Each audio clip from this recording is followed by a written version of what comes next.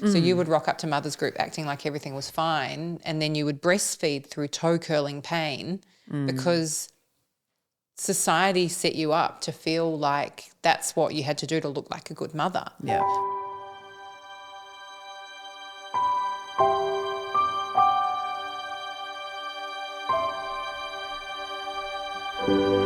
Hi everyone and welcome back to No Place Like Home. My name is Larissa and I'm here with Jess. Hello everyone. And today we are talking about preventative care because obviously that is the space that home lives in and breathes in, preventative care. Yep. And so we're going to talk today about probably a few different elements of it. So this bounce back culture that we have, and then also about there's not a lot of spaces and places and offerings that exist in prevention. No, they're all responsive. They're all treatment spaces and they're amazing and everyone gets different experiences out of all of those things. So, you know, Masada and Tweedle and what else have we got? We've got, you know, the mum and bub, you know, care units in hospitals, private psychiatrists and all the rest of it. But there's not a lot in the like active prevention space. Yeah. And I know Gidget Foundation and Panda, they have those services where you can tap into and, you know, so they're incredible in those sorts of realms. But I think a home is certainly the first tangible come and help and be cared for in that preventative area. But also if anyone else knows of other spaces that exist or organisations that you have tapped into that you feel like other people should know about that maybe is not widely known. I know certainly since we've started home, there's other charities that have come to us who are in the postpartum space or like birth and pregnancy. Yeah, Caring Mums is incredible. And just other charity organisations that are there to help homeless women who are pregnant and birthing. So there's lots of those organisations that we certainly had no idea about. And I suppose unless you're in need like that, you wouldn't necessarily know about it. But I think it's good to talk about these things. Someone always knows someone who may need something. Yeah. So I think it's really good to know about it. Yeah. So. Yeah. And I mean, look, I think prevention is something we've spoken about it a lot and we will continue to speak about it a lot because it all comes down to the fact that knowledge is power, right? And often, like obviously there are hormonal and brain reasons why some people end up with postnatal depression and anxiety, but a lot of it is also just the sheer load, not knowing what to do with that load, not knowing what's normal and what's not. And that all just feeds into this feeling of overwhelm and failure. And then once you're in that, it's just the snowball effect of shit. Yeah.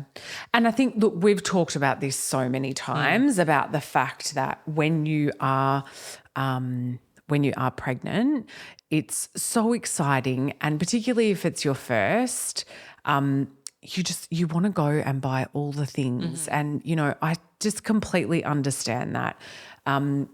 Rach and I went to a baby expo and it just confirmed all the things that, you know, probably second, third, fourth, fifth time parents are like, oh my God, yep, I'm just using the old pram. I'm using the old, you know, because you do realise after you get all the things when you're sitting there in overwhelm and feeling really lost in those spaces of being a new mother, none of those things. No, I mean, if you're so anxious you can't even leave the house, what good is that pram to you? You know? Yeah. And yeah, I mean, there's just so, you know, I talk about the commodification of motherhood a lot. There's just so much focus on the baby. It comes up time and time again. Everyone I know has too many onesies, too many blankets, too many bibs, don't even get me started on baby shoes, you know, and also I feel like anytime we bring up anything like this, I worry that we're going to get in trouble. But, you know, what's it called? The cot that shakes. The snoo The thing. snoo, yeah. So there's also so many very expensive gadgets out there that are designed to make the baby independent from you, but that's going against everything that we know. Like the most up-to-date scientific research is that, especially in the first 3 months, babies need to be on their mother or the birthing person or the non-birth parent, anyone, because that is helping to create so many neurological pathways. And all of these crazy expensive gadgets are getting in the way of that. The white noise, the shusher, they were even talking about it at the expo, actually. We stopped and listened for a while. And look, I don't deny that in, you know, whatever works for you. Oh, absolutely. We had a shusher. It was a godsend. Okay, right? Like I don't think that there's not a need for all of these things. I think people will always search for something external outside of themselves to find comfort and resolution in whatever difficulty they're going through. But I think also if people are told that it's normal that your baby, you know, I think a lot of people think they need these gadgets and these things because they think that their baby's supposed to be okay with being put down for hours on end. Whereas when we normalise the fact that babies just need to be on someone and they want to be held, especially in that first 3 months, it kind of makes people go, oh, okay, my baby's not broken, I'm not doing anything wrong, this is what my child needs, and it will get easier. Yeah. There's a normalising of just what is actually normal infant behaviour. You know, I've certainly had my eyes opened to it all because I was very much like, I need all the things. We've spoken about it a couple of times, but you know, I think it's more and more, unfortunately, what these things are doing is pulling the mother-baby dyad apart when it actually needs to be the complete opposite. Yeah. And sometimes these things promote that separation a bit more, like, you know, your baby should be sleeping in its own space and, you know, all of these sorts of things. And there's lots of schools of thought on it, and I'm sure there's lots of research, and I by no means am an expert on any of it, but I think going through my own experiencing and knowing the behaviours and the thoughts that I had and did, and I know that I was always searching for something to fix something all the time. So, you know, if Valentina would cry, I'd be like, well, I need to keep her quiet. Yeah. Like, why is she crying? I need to fix her. What's wrong? Yeah. But she's just crying. Yeah. Like, it's that's okay. What babies cry sometimes. Yeah. They've just got to move through their emotions. They can't talk. The only way they can communicate is with crying. Communication. And sometimes it's just a release. And I think a lot of people don't realise that as well. And, you know, there's also a big conversation topic around societal expectations and, you know, us doing what our friends have done, what our sisters have done, what our parents have done, feeling like we're going to be judged if we do something different, or just not even thinking outside the box and thinking there might be a different way, just sort of doing what everyone before us has done and then feeling like we're broken when things don't work. And I think there's so much, like, you know firsthand, there's so much that we don't share. So you would rock up to mother's group acting like everything was fine, and then you would breastfeed through toe curling pain because society set you up to feel like that's what you had to do to look like a good mother. Yeah. Whereas if we normalised all of the trials and tribulations that people go through, and also normalised, you know, looking at things in through a different lens, then people wouldn't go through that. It's a huge education piece. Huge. And, you know, starting to meet up with a lot of obstetricians and a lot of hospitals and having those conversations, that's where it needs to start from. When we talk about preventative care, that's actually where the preventative care needs to start from. So I feel like there is an obligation that needs to be met where these health professionals need to step up in those pregnancy months prior to birth to really focus on the postpartum a lot more, because there's such a benefit of transferring of information that can happen that can prevent a lot of these things, you know. And I get it. It's a balance between scaring the absolute bejesus out of a new parent and not. Yeah. Right? And I think that there is a really fine line between that. Absolutely. But I think also understanding that each individual is going to take certain information on differently. And I think this is where the system fails us in those early stages, because everything is just a pamphlet and a one size fits all. Yeah. And this is how you just need to receive the information. And I think, and I get it as well though, that the system isn't based on time. Yeah. The system is based on how many people do we need to care for and we need to get them out. Yeah.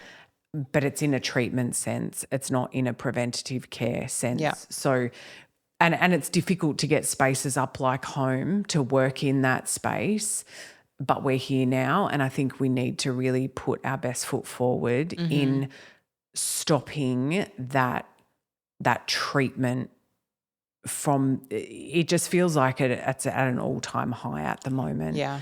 And I think we can make really big waves in a really gentle way, not as a huge disruptor, but as a really balanced disruptor to the system and the space, in order to massage in that preventative care. Yeah. And we're having really good conversations about it. Yeah. Yeah. And I mean, look, it's not just, it's funny because I think, you know, again, we've spoken about this as well. A lot of people think that they won't need home. You know, they can't imagine. We had a guest, didn't we? We've had a guest, a beautiful doctor, who hopefully we can get her and her husband to do. And she was like, "No, don't need it. No, that's all good." And then she was here and she was like, "I can't believe I was going to say no to this. Like, what am I?" She's like, "I'm telling everyone about it." You know, so you don't have to. I don't think you have to be. I think there's also this perception that people in the medical profession, or, you know, that are in amongst that, they have an added layer of expectation that they feel like they should, like it'll be fine. Yeah. I've been around this, and, you know, but, you know, there's this saying of, "Oh, well, you know, they're an educated person. How would they not know that?" It's like, because there's so much that's chemically going on in your body. Yeah, that's the thing. Like the hormones, the hormonal changes, like even if you don't tear and you have a really easy time breastfeeding, your hormones are still going to be all over the shop for a little bit. Yeah. And you don't have to be at rock bottom to want to just have a soft landing. Yeah. And come to a place like this where we can set you up with, you know, put you in the right direction so that when you go home you can thrive. I just also I know this is jumping around a bit, but I just wanted to go back to what we were talking about with societal expectations, because I think a really big thing that needs to change is the myth of the good baby. A lot of people, and I feel like our generation isn't really doing it that much, but definitely the older generation is. There's this whole concept of, are they a good baby? Are they sleeping through the night? And it's like, there's no such thing as a bad baby. Yeah. Babies are born so innocent and pure. They don't have a manipulative bone in their body. They don't have an agenda. Their only agenda is to be with a safe person who can help them regulate their nervous system and their heat and everything, and who can feed them and nourish them and nurture them and help them form all those beautiful neurological pathways. And so this myth of a good baby is just, it's got to go in the bin. Every baby is good. Yeah. And even if they don't sleep through the night, they're still a good baby. Yeah. I mean, but even that concept of sleeping through the night, what is the definition of that? Yeah. Because it in the early days, it's not supposed to happen. It's not supposed to happen. They need to wake up if they're being breastfed. They need to be fed very often. They've got tiny stomachs, and it's just. But can you imagine if in hospital, there was just a doula system, for lack of a better term, whereby it was a discussion that someone sat on the bed with you and went through all of these things. Now, it's perfectly normal for this, and this to happen. This, and this might happen, and this is okay. Like, all of that for me, like, straight away, I'm like, my nervous system would have just been like, oh, okay, all right. But then also at that time, my other part of my brain would have been like, okay, I need to prepare myself for that. Okay, that's okay. I'm going to prepare myself for that. And that internal dialogue would have been so much better, because the unknown and the void is like that plays a part in that preventative care, because if you go into the unknown for your nervous system, that's heightened, that's wired, it doesn't feel good. But if there's this really soft balance of preventative care, then you're easing in. It's just like that soft landing into it. Yeah, I mean, I think every midwife who works for us and every midwife that we speak to would love to be able to do that for every person that they sit with who's given birth. But we also know that the system is just not set up for that kind of information to be delivered to. It's the people who are kind of, we've had our midwives say to us, like, I've got to check in on 6 mums and I've only got this amount of time. So you peek your head in that room and they look like they're doing okay, they're latching fine. So they kind of get, skipped over because there's someone else in the next room who needs more help and support. Yeah. And I mean, look, not even just midwives, every medical professional who we know is absolutely run off their feet. And because of that, that level of care just isn't being given. And it's really unfortunate. And it doesn't matter if you go private or public, it's the same. No, it's exactly the same. And everyone will have different stories and experiences of it. I think in previous episodes, a really big preventative part of caring for yourself as well is around nutrition. Yeah. I know that we've certainly, with one of our guests, we've already seen what nutrition has done for someone's milk supply within 4 days. And she almost fell off her chair as well, bless her. But, there's all of these things in the preventative space, and we've done so many amazing episodes. We did an incredible episode with Vaughan Geary about, meal prep and all that sort of stuff, and she gives some great insights there. But, postnatal depletion is a thing, and it doesn't – I think we all will experience postnatal depletion at some point in time. Don't label yourself as thinking it's postnatal depression and anxiety as well, because they're two and often things. They are confused. They can be. And we will get we're going to get a psychiatrist on soon who I'm super excited. We're going to get a psychiatrist on, but we're also going to get Frida, who created the 10th co-supplement with Dr. Oscar Serelak, because they speak about postnatal depletion being inflammation-based. And often it's misdiagnosed as depression. Yes.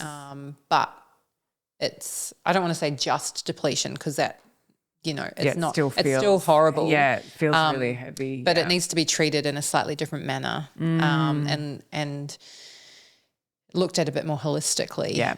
Yeah, I can't wait. That'll be a really good episode. I'm looking forward to chatting to her. Look, there's so many other things that we can go on and on and on about, but you should hear our conversations when we're not recording. Yeah.